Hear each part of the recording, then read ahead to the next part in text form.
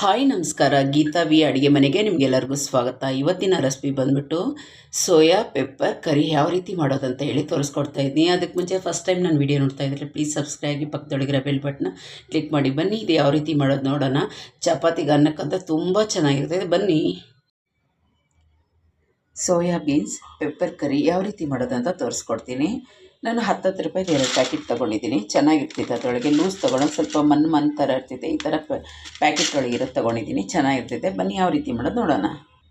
ನಾನು ಸ್ವಲ್ಪ ಲೈಟಾಗಿ ಬೆಚ್ಚಗೆ ಮಾಡಿರೋ ಬಿಸಿನೀರನ್ನ ನನಗೆ ಇದಕ್ಕೆ ಹಾಕ್ಕೊತೀನಿ. ಒಂದು 10 ನಿಮಿಷ ನೆನೆಲಿಕ್ಕೆ ಬಿಡೋಣ ಇದನ್ನ. ಈಗ ಮಸಾಲ ಪುಡಿ ಮಾಡ್ಕೊಳ್ಲಿಕ್ಕೆ ನಾವೇನೇನು ಹಾಕ್ಕೊಂಡು ನೋಡ್ತೀವಿ. ಸೋಂಪು ಒಂದು ಅರ್ಧ ಸ್ಪೂನ್ ಹಾಕ್ಕೊಂಡ್ರಿ, ಪೆಪ್ಪರು ಒಂದು 3/4 ಸ್ಪೂನ್ ಹಾಕ್ಕೊಂಡ್ರಿ, ಈ ಸ್ಪೂನ್ ಒಳಗಡೆ ಜೀರಿಗೆ ಅರ್ಧ ಸ್ಪೂನ್ ಹಾಕ್ಕೊಂಡ್ರಿ, 2 ಲವಂಗ, 1 ಚಕ್ಕೆ, 1 ಏಲಕ್ಕಿ ಹಾಕ್ಕೊತೀನಿ, ಒಂದು 4 ಗೋಡಂಬಿ ಹಾಕ್ಕೊತೀನಿ. ಎಣ್ಣೆಗೆ ಏನು ಹಾಕೋದು ಬೇಡ, ಸ್ವಲ್ಪ ಫ್ರೈ ಮಾಡ್ಕೊಳ್ಳೋಣ. ಹಸಿ ವಾಸನೆ ಹೋಗಲಿ, ಘಮ ಅಂತ ಬರೋಗಂಟ ಸ್ವಲ್ಪ ಫ್ರೈ ಮಾಡ್ಕೊಳ್ಳೋಣ. ನೋಡಿ ಆಗಿದೆ. ಈಗ ಗ್ಯಾಸ್ ಆಫ್ ಮಾಡ್ಕೊಳ್ಳೋಣ.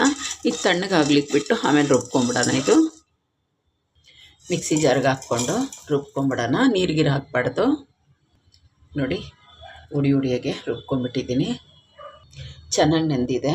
ಇದನ್ನ ತಗೊಂಡು ಸ್ವಲ್ಪ ಚೆನ್ನಾಗಿ ಈ ಥರ ಹಿಂಡಿ ಇದಕ್ಕೆ ಹಾಕ್ಕೊಂಬಿಡೋಣ. ಈ ಥರ ಸೋಯಾಬೀನ್ಸ್ ಎಲ್ಲ ಹಿಂಡಿ ತೊಗೊಂಡಿದ್ದೀನಿ. ಒಂದು ಕಡೆ ಇಟ್ಕೊಳ್ಳೋಣ. ಗ್ಯಾಸ್ ಹಚ್ಚಿದ್ದೀನಿ. ತಿರ್ಗಾ ಅದೇ ಬಾಣಲೆ ಇಟ್ಟಿದ್ದೀನಿ. ಒಂದು 4 ಸ್ಪೂನ್ ಎಣ್ಣೆ ಹಾಕ್ಕೊಳ್ಳೋಣ. ಸ್ವಲ್ಪ ಜೀರಿಗೆ ಹಾಕ್ಕೊತೀನಿ. ಒಂದು ಈರುಳ್ಳಿ ಉದ್ದುದ್ದು ಕಟ್ ಮಾಡಿದ್ದೀನಿ, ಅದು ಹಾಕ್ಕೊತೀನಿ. ಚೆನ್ನಾಗಿ ಫ್ರೈ ಮಾಡ್ಕೊಳ್ಳೋಣ. ಸ್ವಲ್ಪ ಕರಿಬೇವು ಹಾಕ್ಕೊತೀನಿ. ಸೋಯಾದು ಈ ಥರ ಪೆಪ್ಪರ್ ಗ್ರೇವಿ ಮಾಡ್ಕೊತೀನಿ. ಈ ಚಳಿಗೆ ತುಂಬ ಚೆನ್ನಾಗಿರ್ತೈತೆ. ಚಿಕನ್ ತಿನ್ನೋರು ಬೇಡಪ್ಪ ಇದೇ ತಿನ್ಬೋದು ಅನ್ನಿಸ್ತೈತೆ, ಅಷ್ಟು ಚೆನ್ನಾಗಿರ್ತೈತೆ ಇದು. ದಿನ ಒಂದೇ ಥರ ಮಾಡೋಕ್ಕನ ಈ ಥರ ಎಲ್ಲ ವೆರೈಟಿ ಮಾಡ್ಕೊತೀನಿ. ಮಕ್ಳಿಗಂದರೆ ತುಂಬ ಇಷ್ಟ ಆಗ್ತೈತೆ. ವಯಸ್ಸಾದವ್ರಿಗೂ ಅಷ್ಟೇ ಚಪಾತಿ ಅನ್ನದ ಜೊತೆ ಕೊಡ್ಬೋದು, ಅಷ್ಟು ಟೇಸ್ಟಾಗಿರ್ತೈತೆ ಈ ಪೆಪ್ಪರ್ ಗ್ರೇವಿ. ಇದಕ್ಕೆ ಒಂದು 1/4 ಸ್ಪೂನ್ ಅರಿಶಿನ ಹಾಕ್ಕೊತೀನಿ. ಅರ್ಧ ಸ್ಪೂನಷ್ಟು ಅಚ್ಚ ಪುಡಿ ಹಾಕ್ಕೊತೀನಿ. 4 ಹಸಿಮೆಣಸಿನ್ಕಾಯಿ ಹಾಕ್ಕೊತೀನಿ. ಚೆನ್ನಾಗಿ ಫ್ರೈ ಮಾಡ್ಕೊಳ್ಳೋಣ. ಈ ಫ್ರೈ ಮಾಡಿ ಇಟ್ಕೊಂಡಿದ್ದೀವಲ್ಲ ಅದು ಹಾಕ್ಕೊಂಬಿಡೋಣ. ರುಚಿಗೆ ಎಷ್ಟು ಬೇಕಷ್ಟು ಉಪ್ಪು ಹಾಕ್ಕೊಂಬಿಡೋಣ. ಗ್ಯಾಸು ಕಡಿಮೆ ಅವರೊಳಗೆ ಇಟ್ಕೊಂಡು ಫ್ರೈ ಮಾಡ್ಕೊಳ್ಳೋಣ. ನೋಡಿ ಚೆನ್ನಾಗಿ ಫ್ರೈ ಆಗಿದೆ.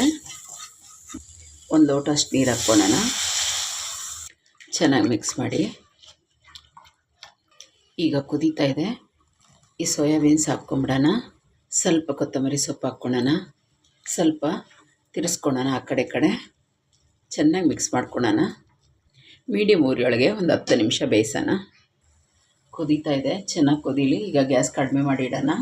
ಒಂದು ಅರ್ಧ ಕಡಿ ನಿಂಬೆಹಣ್ಣು ಹಾಕ್ಕೊಳ್ಳೋಣ. ತುಂಬ ಚೆನ್ನಾಗಿರ್ತೈತೆ. ಕಪ್ಪ ಇದ್ರೂ ಹೋಗ್ತೈತೆ.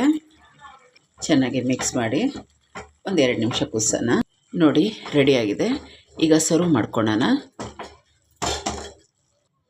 ಬಿಸಿ ಬಿಸಿ ಅನ್ನಕ್ಕೆ ಈ ಸೋಯಾ ಪೆಪ್ಪರ್ ಹಾಕ್ಕೊಂಡು ತಿಂತಾಯಿದ್ರೆ ಎಷ್ಟು ಚೆನ್ನಾಗಿರ್ತೈತೆ ನೋಡಿ, ತುಂಬ ಚೆನ್ನಾಗಿರ್ತೈತೆ.